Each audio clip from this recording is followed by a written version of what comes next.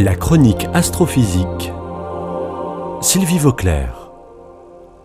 La colonisation humaine sur Mars n'est pas encore pour demain, quoi qu'en disent certaines personnes très enthousiastes.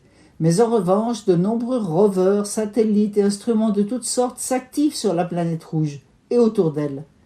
Depuis 1971, de nombreuses missions spatiales sont allées en observation sur place.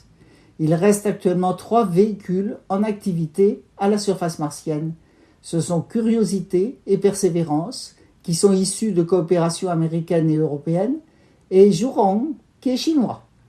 En plus, il y a l'instrument InSight, qui mesure la sismologie martienne, le petit hélicoptère Ingenuity et l'atterrisseur chinois Tianwen.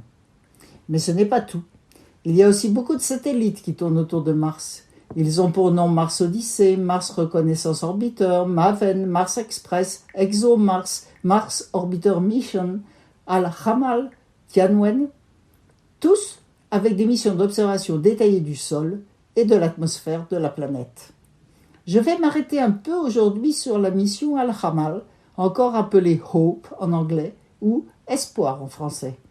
C'est une sonde spatiale construite par les Émirats arabes unis, lancée depuis le centre spatial japonais Tanegashima et arrivée à bon port autour de Mars le 9 février 2021. Ce n'est pas la dernière, elle a été suivie de près par la sonde chinoise Tianwen, arrivée sur place le lendemain, 10 février 2021.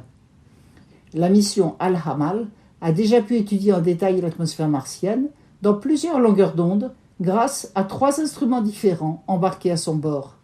Elle doit étudier de près la météo martienne, les interactions avec le vent solaire, son évolution au cours du temps.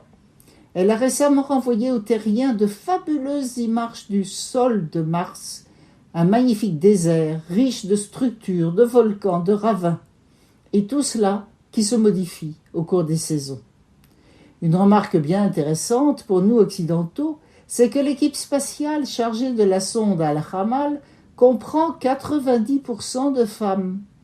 Quant au ministre d'État des Émirats arabes unis, chargé des sciences aéronautiques et spatiales et chef de projet adjoint de la mission Mars des Émirats, c'est aussi une femme, Sarah Al-Amiri. Elle explique dans plusieurs interviews l'importance que les Émirats attachent aux découvertes spatiales, mais aussi à l'éducation, la science et la technologie en général.